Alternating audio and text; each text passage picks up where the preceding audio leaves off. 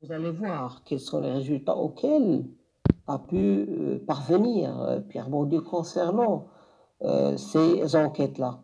Ceci nous a fait voir que plus de 200 questions sur le système d'enseignement ont été posées depuis mai 1968, c'est-à-dire à partir de mai 1968, le nombre de questions portant sur l'enseignement a augmenté, bien sûr, de manière exponentielle, de manière très très forte, contre moins d'une vingtaine entre 1960 et 1968. Pourquoi? Cela signifie que les problématiques qui s'imposent à ce type d'organisme sont profondément liées à la conjoncture et dominées par un certain type de demande sociale. Parce qu'à partir de 1968, c'est la révolution étudiante ou la révolution estudiantine en France. Donc à partir de cette date, les politiciens ont fait une très grande demande par rapport à ce genre d'enquête. Pourquoi? Pour qu'ils puissent mieux comprendre, mais aussi pour mieux orienter l'attention justement de la population concernant le système d'enseignement qui était relativement très dangereux et qui a montré son danger à l'époque. Donc, de telles problématiques sont imposées par de telles organisations, de telles structures, nous dit Pierre Bourdieu.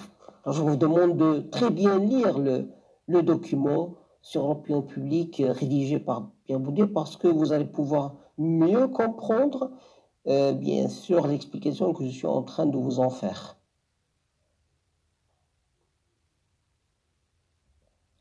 La question de l'enseignement, par exemple, ne peut être posée par un institut d'opinion publique que lorsqu'elle devient un problème politique. Donc voilà, vous avez un institut d'opinion publique, un institut qui s'intéresse au sondage, donc il ne peut être posé que lorsqu'il devient un problème politique parce que les commanditaires, ceux qui demandent à ce que soit fait ce genre d'enquête, soient faites ces enquêtes-là, sont généralement ont une étiquette politique. On voit tout de suite la différence qui sépare ces institutions des centres de recherche qui engendrent leurs problématiques, sinon dans un ciel pur, en tout cas avec une distance beaucoup plus grande à l'égard de la demande sociale sous sa forme directe et immédiate. Ici, Pierre Bourdieu, il fait la différence entre deux types d'organismes.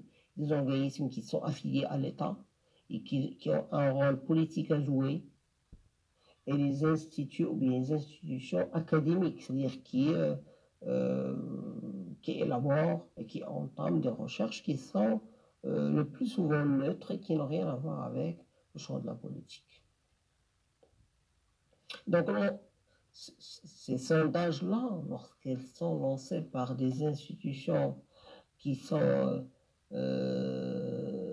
bien sûr en rapport direct avec les institutions politiques, bien sûr, elles lancent ces enquêtes-là, elles lancent ces sondages-là, mais pour un objectif politique. Et donc, l'estimation de l'opinion publique ne va pas être tout à fait neutre.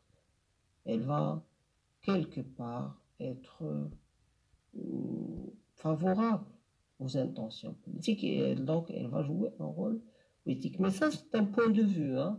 C'est un point de vue discutable, celui de Pierre Bourdieu, et qui s'inscrit, comme je l'ai dit, dans le cadre de l'école critique.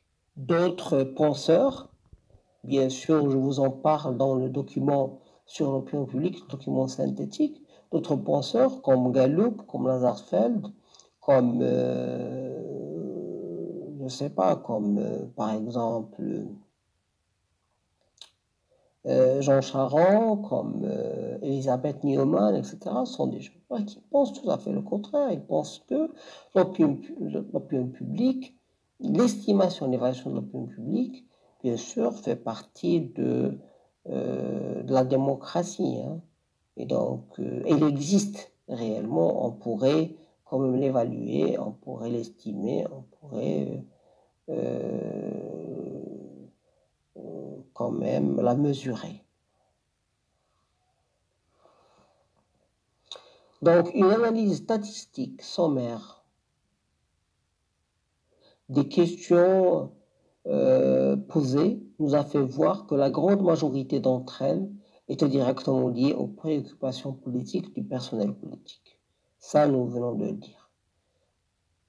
Alors, si nous nous amusions ce soir à jouer au petit papier, et si je vous disais d'écrire les 5 questions qui vous paraissent les plus importantes en matière d'enseignement, nous obtiendrions sûrement une liste très différente de celles que nous obtenons en relevant les questions qui ont été effectivement posées par les enquêtes d'opinion. Là, tout simplement, ici, Pierre Bourdieu essaie de nous dire, essaie de nous montrer que les questions sont finement et, comment dirais-je, de manière orientée, choisies par les politiciens pour des besoins tout à fait politiques.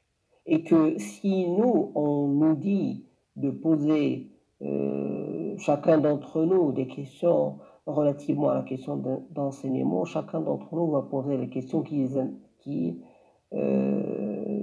puissent l'intéresser de prime abord. Et nous aurions bien sûr, comme l'a si bien dit, des listes différentes des questions posées.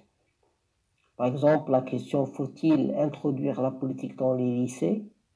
ou des variantes a été posée très souvent, tandis que la question « Faut-il modifier les programmes ou faut-il modifier le mode de transmission des contenus ?»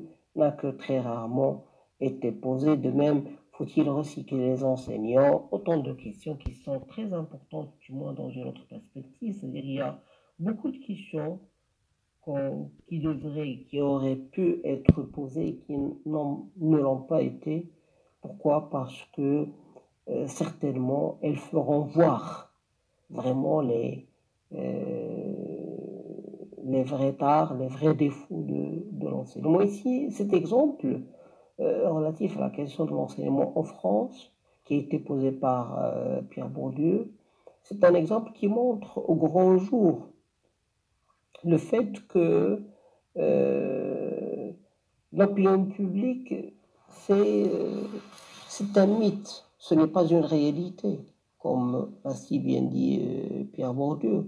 C'est-à-dire c'est quelque chose dont a besoin la politique pour marcher, pour justifier ses actions, pour légitimer ses décisions et pour, d'une certaine manière, avoir une certaine légitimation dans ses actes, selon Pierre Bourdieu. Nous allons avoir d'autres textes sur l'opinion publique. Vous allez voir que c'est différent par rapport à la pensée de Pierre Bourdieu.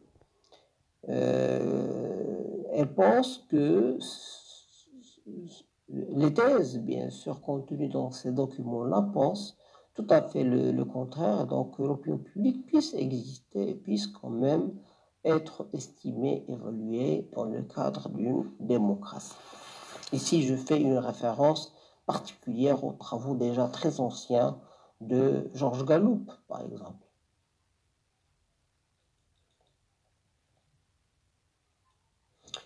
Les problématiques qui sont proposées par les sondages d'opinion sont subordonnées à des intérêts politiques, et cela commente très fortement à la fois la signification des réponses et la signification qui est donnée à la publication des résultats. Le sondage d'opinion est dans l'état actuel un instrument d'action politique. Sa fonction la plus importante consiste peut-être à imposer l'illusion qu'il existe une opinion publique comme sommation purement additive d'opinions individuelles. Ici, Pierre Bourdieu, il reprend la définition qui est faite de l'opinion publique. Alors, l'école libérale considère que l'opinion publique, c'est la somme des opinions individuelles. Et Pierre Bourdieu nous dit qu'on ne peut pas mettre dans le même panier et on ne peut pas mettre à égalité toutes les opinions parce que toutes les opinions ne se valent pas. Ne se valent pas, c'est-à-dire elles n'ont pas le même sens. C'est en fonction de ma position dans la société, c'est en fonction de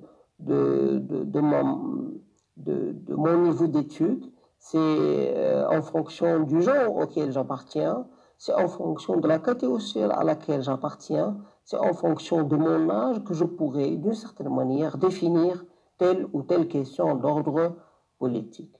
Et je ne pourrais pas mettre sur le même pied d'égalité un jeune et un vieux, une femme et un homme, un citoyen et un rural, et bien sûr dans le même pied d'égalité lorsque je suis en train de considérer une question d'ordre politique. Parce que parfois des questions, elles sont politiques pour les uns et ne le sont pas pour d'autres. Oui, donc pour Pierre Bourdieu, cette idée d'opinion publique, elle sert à imposer l'idée qu'il existe quelque chose qui serait comme la moyenne des opinions ou l'opinion moyenne. L'opinion publique qui est manifestée dans les premières pages du journal sous la forme de pourcentage, 60% des Français, bien 60% des Marocains sont favorables à. Cette opinion publique est un artefact pur et simple dont la fonction est de dissimuler que l'état de l'opinion à un moment donné du temps est un système de force, de tension et qui n'est rien de plus inadéquat pour représenter l'état de l'opinion qu'un pourcentage. Ici, Pierre Bourdieu, il nous dit tout simplement, et ici c'est son point de vue, c'est pas le nôtre, mais c'est uniquement pour que nous puissions expliquer la complexité de cette troisième notion, comme ça a été le cas pour la notion de pouvoir et ça a été le cas pour la notion de représentation. Pour la notion d'opinion publique, il y a également une complexité. On ne pourrait pas la définir facilement. Il y a ceux qui pensent qu'il y a une opinion publique. C'est la somme des opinions individuelles. L'opinion de X, de Y et de Z, bien sûr. La somme des opinions, ça donne la moyenne des opinions, ça donne l'opinion publique à propos d'une telle ou telle question. Et il y a ceux qui nous disent que on ne peut pas définir l'opinion publique ainsi. Il faudrait bien sûr prendre en ligne de compte, bien sûr, la classe sociale à laquelle on appartient. Il faudrait prendre en ligne de compte l'âge qu'on a. Il faudrait prendre en ligne de compte le genre auquel on est affilié. Il faudrait prendre en ligne de compte notre niveau d'études. Ces paramètres-là, ces variables-là interviennent dans la définition qu'on pourrait donner chacun pour l'opinion publique. Et il nous dit, mais comment on pourrait, par exemple, entendre chaque jour dans les médias, en lire dans les journaux, 80% de tels, 79% de tels, pense ceci, pense cela. On met tout le monde dans le même sac pour, bien sûr, dire que, pour masquer l'existence de différences, pour masquer l'existence de différences de point de vue par rapport à une question, notamment les questions de politique. Donc voilà le point de vue de Pierre Bourdieu par rapport à ça. Ça, c'était donc l'explication que je fais de son texte. L'opinion publique n'existe pas, parce que pour lui, ça n'existe pas. Mais bien entendu, je vous envoie également, aujourd'hui même, d'autres audios que je vous ai déjà envoyés, certainement qu'on n'avait pas, mais si vous l'avez fait, c'est tant mieux si on ne l'avait pas fait.